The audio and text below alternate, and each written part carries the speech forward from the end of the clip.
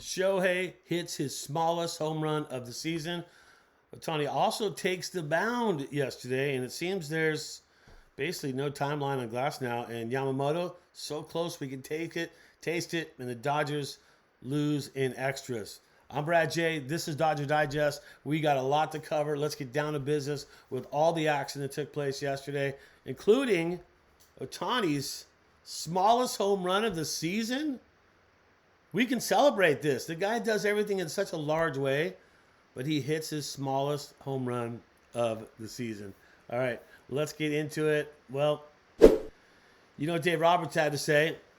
It's good hitting sense of it's something that it wasn't a fastball. It was down well below the zone, and he didn't come out of his swing. He stayed square and hit the ball. 338. That's it.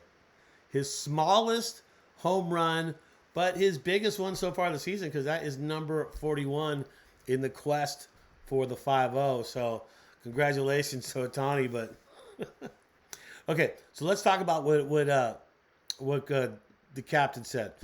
All right. Well, Robert says this: good hitting sense, something that it wasn't a fastball, it was down below. So you're not sitting on a fastball, you're on a pitch that's well below the zone, but instead of coming out of your swing, like dropping your shoulder, he did not. He does not come out of a swing. He stays square. And that means that quest for 50, I think, is doable. The way he's hitting it. Even a home run like that, how many people are going to hit a home run in that situation? Not many, right? You're going to come out of your swing. You're going to hit a pop fly out, but not the way Ohtani did it. So congratulations on him. He's doing it in a big way, and he's doing it his own way, too, as well. So can he get to the 50? Well, we got a lot to talk about to get to that whole 5-0, because I feel like this is the only thing we're going to be talking about here for a while. Can he get 50 steals? Can he hit 50 home runs, right? What is the deal on the Dodgers? All right.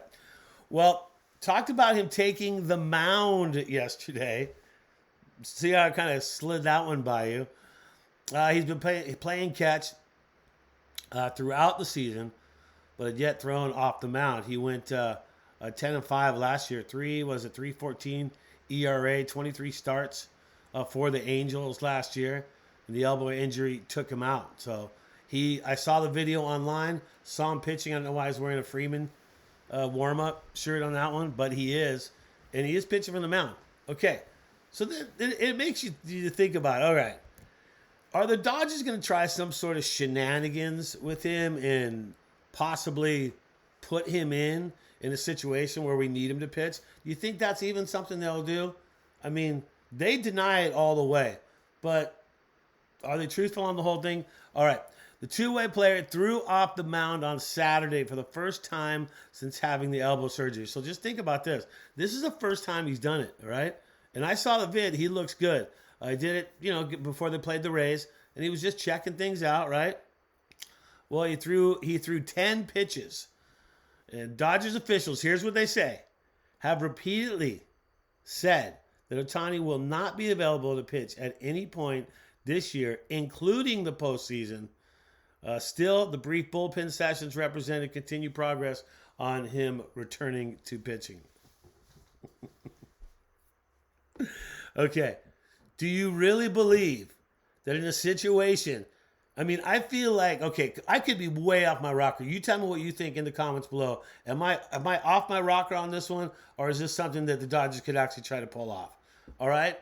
Secretly, keep him pitching, keep him throwing from the mound, and if you needed him in a pinch, look, he's already on the roster.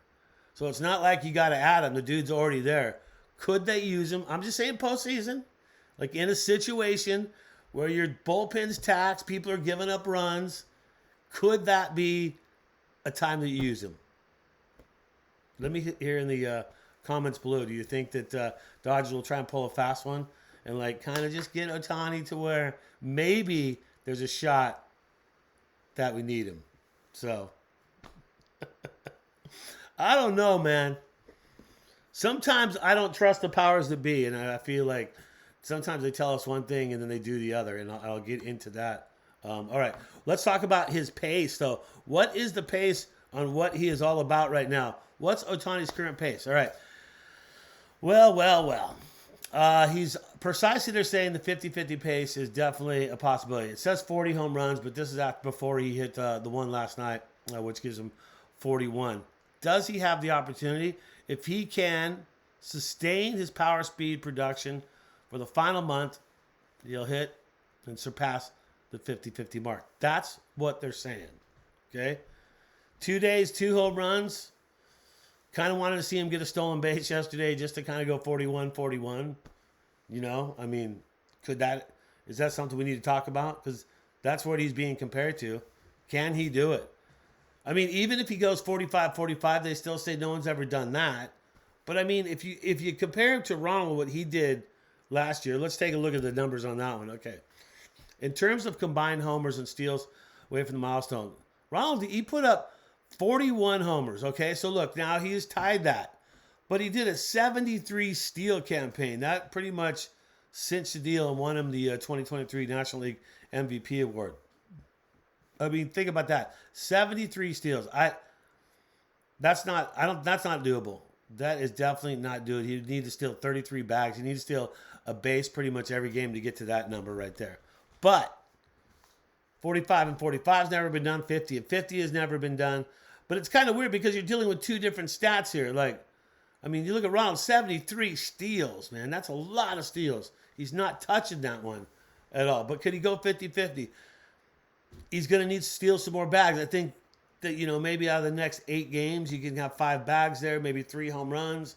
Then obviously you're looking like, you know, you're large and in charge, and you can do something in a big way. All right, so let's talk about, first off, Yamamoto. Is he coming back? What is going on? I've been following it. Look, every day I'm looking for Yamamoto news. Every single day I'm like, what's Yamamoto? When's he coming back? When's he back on the Dodgers? We need him in the pitching rotation, especially after what we saw at a Kershaw last night. We definitely want to see him back. So what are they saying about him? When is he coming back? Man, I feel like it changes every day. All right, Yamamoto is scheduled to throw a bullpen session on the 26th. So, okay, there he is, 1 day away. Then he'll begin a rehab assignment on the 28th. So he'll pitch a bullpen session. 2 days later, he'll get an assignment. But he'll only throw 2 innings in the rehab start. I like that, right? You don't need to throw more than 2. If you show something in 2, he'll be ready to go. All right, so that is what is going on. We don't know any more on that. I keep following, and believe me, you're going to get up-to-the-minute information on this because I am on this story like flies on. You know what I'm going to say there, but I'm not going to say it, okay? Let's talk about Glasnow.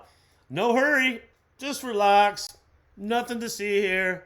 When is Glasnow going to be back in, okay? I feel like they just extend the timeline. And once again, I hate to harp on Kershaw, but that's a big night. 9 hits, 5 earned runs he gave up last night. We could use Glasnow back in the rotation as well as Yamamoto, but here's what it's saying. Glasnow lightly played catch from 60 feet. Lightly? Did he throw it underhand?